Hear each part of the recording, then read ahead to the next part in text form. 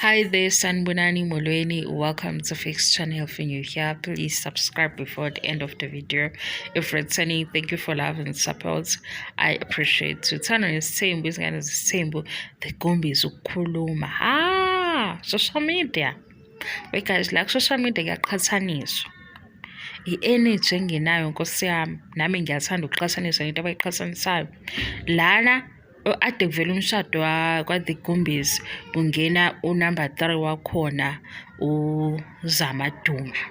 So amakhosikazi kaGumbi akhona la emshadweni ayihappy emshadweni kaZamaduma okunkosikazi wesithathu. Laba abadala ngicela ukubabiza ngamagama ngoba angibazi ngey'bongo ngiyazikhohlwa. Abaka-The Gumbies uBayede noMbuso, u-first wife no-second wife bebekhona emshadweni kaDuma. So u-social media-ke sekuthiwa uBayede akafundise uMacele umamkhulu we-country ukuthi kwenziwa kanjani because uBayede uhappy laphaya. Asiye kubanikazi besithembu, asiye kuGumbi nobaba uMsileko. Izoqhathaniseka-ke lento esifuna ukuyiqhathanisa. Yabo kubaba uGumbi nobaba uMsileko abasemzumbe nje bodwa noMacele ekhona basegcekeni elilodwa. Abantu abasegcekeni elilodwa baney'nkinga ey'ningi abayilethelwe umuntu oyedwa because ukuphuma endlini ya number 3 uye endlini ka-number 4 ngisho ngabe kuthiwa uyisulile iy'nyembezi uzokubona lo muntu ukuthi ade ukhala. Lapha kaGumbi i-distance ukusuka eMhlanga angikho sure ukusuka eMhlanga udriver uya Richards Bay uzofika usutholile noma dukhala nendaba ade ihlele esifubeni ufika isihlele esiswini. Yobothi umehluko mkanani mkhulu umehluko, financial muscle, financial freedom. Mawusifika lapha kaGumbi nje kusisabuka amavidiyo kaYoli ku-TikTok izindlela seyibona lezi ezibekhona kuqala ey'mbili ziyafana. Umehluko ukuthi zakhe nini. Le yokuqala uyayiboka ukuthi iyafana nendlu ka-number 2 ukuthi phela le yokuqala i-material ebishisa ngalesi sikhathi ile ya-material eyakhe indlu yokuqala nendlu yesibili kodwa iquality into efanayo. Nendlu ka-number 3 iyafana nendlu ka-number 1 no-number 2. Into ehlukile iminyaka ezakhiwe ngayo. Kuningi ukuqhathaniseka kodwa ngabanikazi. Ngibona i-wrong masiqhathanisa ukuthi u-first wife wakaGumbi unje owakaMsileko unje. Asiqhathanise umnikazi wesithembu because isithembu sikhona nje khona lo siqalile. Lo siqalile-ke usiqale nge-foundation ethini, i-structure sakhe sithini. uGumbi izinto eziningi ngathi uyilungisa ngemali. I-freedom abanikeza bona amakhosikazi akhe imali. Lo mswenko olaphayana emshadweni nabantu abasephathini because umshado uyafana nephathi lo wonke nje umshado because kuyi-celebration kuyafana nephathi. Angeke siqhathanise iphathi ne-family meeting la kudiscusswa khona iy'ndaba xatshana. Ngazile ukuthi sizofika ekuqhathaniseni kodwa ngase siqhathanisa wrong ngoba siqhathanisa abantu abasemshadweni. Vele emshadweni kuyokikizwa kuyobhiyozwa. Emshadweni akuthethwa macala kuzokhuluma abangani, kudliwa ikhekhe, kudliwa ukudla, iy'hlobo ey'kade zagcinana. Abantu futhi abaze emshadweni baze ngokujabula. Kodwa lento-ke nje izibe khona injabulo ilethwe ubani? kaGumbi izindlu nje zodwa lezi ezisekhaya kodwa bebengahlali ekhaya ziyafana.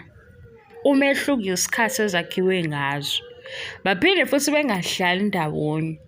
Imoto nje isuka eThekwini uya le usuka eThekwini uya Richards Bay uyofika usuhleka noma uphuma ucasukile. Bangaka abantu ozobadlula la emgwaqweni udrive abadayisayo. Wow, zonke lezi ndawo edlula uthi uyafika eRichards Bay usukhohliwe indaba osuke nazo eMhlanga noma osuke nazo eThekwini. Kodwa ukuphuma la uwokhe ku-house 3 uya ku-house 4 uzofika ku-house 4 ekubuza ukuthi yindaba manje wangathi usuphansi. ayisazibeki-ke le nto ukuthi phela awukho happy. Ingakho sethe Mzumbe makusha siyomsona unkosikazi othi yena akasibonanga ismoke ngoba basegcikeni elilodwa. Nento mhlampe-ke ukuthi kuthengweni kuyaqhathaniseka ngoba phela imoto izobona ukuthi hawu imoto nayo isedunise laphaya sekukhishwana emotweni ngoba basegcikeni elilodwa. Umehluko-ke mkhulu lapha kwividiyo futhi yomshado sizwe kukhona othi lana uma kukhona into engahambi kahle vele kuthiwe gqi imoto. Yabo, inemali phakathi, inemali eningi eyenza umehluko ngapha kwelinye iside, kodwa siqhathanise-ke ngokwabanikazi besithembu ukuthi basakhe kwi-foundation enjani. UBayede wathi uNombuso ubaba uGumbu waqala wakhuluma naye nje wase wazomkhombisa isithombe, wase-ke eyafika naye wambuza ukuthi inkonzo ahamba kuyona iyiphi, baxoxa-ke. eMzumbe ngathi abacelwa unkosikazi uthe khona ebeza ukuthi hayibo Msele kwenzani la kamakhelwane ngoba nangu noMakhwena sibonile. Yabo yonke-ke leyo nto i-account ukuthi bazo-react-a kanjani, izinto zabo zizohamba kanjani. Iningi into engaqondile eyenziwe umnikazi wesithembu eMzumbe. Ukuthi-ke mase silalela amakhosikazi ekhuluma sisuke siya nokuthi kukhuluma bani, singasalibambi iqiniso lento esiyibonayo. Kufana nomuntu ophika ukuthi uMseleku eMzumbe amakhosikazi akhona awakwazi ukukhomba uMseleku engafani ebe ezungeza egcikeni elilodwa, ibe ikhamera isivezela lokho. Nakhu nje i-episode yokugcina ufike waqala waxabana noMayeni. Uthe esebize i-meeting useyivula ngento asuke nayo kuMayeni, kodwa kuthiwa sinamanga masithi mayezungeza kuleli gceke kusha. Mase kuba khona unkosikazi uthi ayikho into eshayo uyena esingamkholwa. Umseleku nje okulesi sithembu saseMzumbe owumnikazi waso ozothethiswa kule ndlu, athi esethethiswe kule ndlu afike kuleya ese-frustrated akasazi ukuthi uqala ngaphi ngoba usedidwe yinto eyenzeke la egcekeni elilodwa. eMzumbe kunesiphithiphithi, kune-stress, kune-confusion, kunamanga, kune-competition because igceke elikhulu elilodwa. Laba bakaGumbi kune-distance, abantu abahlangana emcimbini, vele emcimbini nisuke ninemood yokujabula, alihlali nindawonye. Mhlawumbe uma kuba ne-weekend enkulu enihlela ndawonye senihlela vele ninemood ephezulu ukuthi sikade sagcinana, yabo. Bahlangana nje ngaleso sikhathi. Nokuthi futhi impilo yabani injani abakwazi ukubonana, abanazo futhi ngisho isikhathi sokukhombisa. Lapha yakaGumbi ngesize sisho ukuthi lo nkosikazi usebenzaphi, lo usebenzaphi, uthandani kakhulu because iy'mpilo zabo zihlukene, i-distance eyenziwe phakathi kwabo kwabalula ukuthi bengakhompete. Ne-provider-ke yaba yi-provider ngokweqiniso, yabo. Akukwazeki laphana ukuthi mhlawumbe sengathiwa awu yimbi into esiyenzeka manje ngoba kuleya ndlu. eMzumbe siyakuzwa lokho kumakhosikazi, yabo. Avizoba isiphithiphithi le video, kodwa bengifuna ukuthi uma siyiqhathanise leya kwi-The Gumbies ukuze iqhathanise ngendlela e-right, asiyiqhathanise ngabanikazi besithembu ukwenza kwabo kushiyana kuphi. Sesibonile kodwa ngemali ngale kwi-The Gumbies uYoli enjela uMhlonyane seza ukuthi kwaphuma i-1,000,000. Ngapha kaMseleku kwathiwa u500,000 uwona ozohlela imishado ewu4, emakhosikazi awu4. Uyawubona umehluko? Yabona lo baba lo uthi awubona umehluko, uyawubona umehluko, uyawubona umehluko. Ingane ngapha iphiwe 1,000,000, ngapha u500,000 kuzoshada ngayo imishado ewu4. Mangizwe bazoconfirm. Ngapha kwathiwa ingane isiphiwe 1,000,000 yoMhlonyane yaphithizela i-DM yababa lo abamgxekayo sothi hey ngoba odade bayahlekisa wegazi. Yabona labo dade laba bathi hey ubaba onjani onjani. ngesikhathi ephe uYoli u1 million babephithizela ku-DM wakhe. Kwakukhona ngisho osaziwayo ba-expose abanye. Ngapha uMseleku wathenga iy'moto eziwu-4, i-DM yakhe yaphithizela naye. Yena wabona ithuba lebhizinisi wathi abezohlala naye nge-5,000 ngoba ngeke behlale naye mahhala. Yawubona umehluko? Ngapha uphingane imiliyoni, i-DM yaphithizela waba-expose. Ngapha babone oMercedes abawu-4 baya ko-DM, wathi uMseleku-ke angidlali kanjalo, ngizofaka o-5,000 sihlale phansi-ke sixoxe.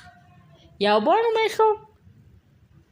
Ngapha bahamba baye eGoli, wathiwa eGoli abakhombe izindlu, bayikhomba kanye kanye izindlu. Wahamba futhi ubaba lo ethi abakhombe izindlu, wayey'bona lezo zindlu. Ngapha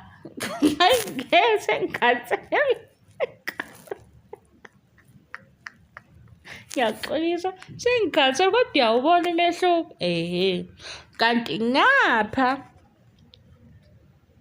inkinga bathi sengiyasaba-ke ngizoboshela into engayazi asiyishiye. Ngapha kumemeza imali kakhulu, shuthi imali ibanikeza i-freedom. Ngapha ukukhuluma kuyakhulunywa, bayahlebana, akulingani, phinde futhi nazo ney'ndaba zemali ayikhulunywa ngokuqonda kahle, mase kuyaxatshanwa. Kodwa akasibheki umenzi, hhayi omenziwa. Siqhathanisa umenzi okuwuGumbi noMseleku. Kushiyana kuphi-ke?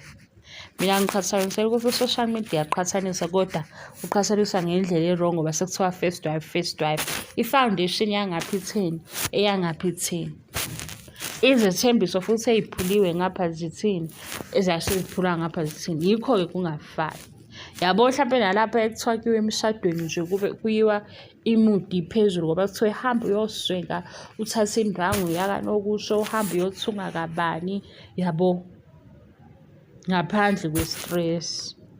Ngapha kuthi mhlampe kukhulunywa indaba yomshado kube kusacabanga ukuthi ingabe yena lo nkosikazi oshadayo wafika kanjani, kwenzakalani, sadlulani, yabo. Kuningani, igazi ngikhathele mina, khona into engiyenzeki kahle iyami nalo YouTube, ngikhathele. Kodwa nje ngikhathalisa into engaqhathaniseki.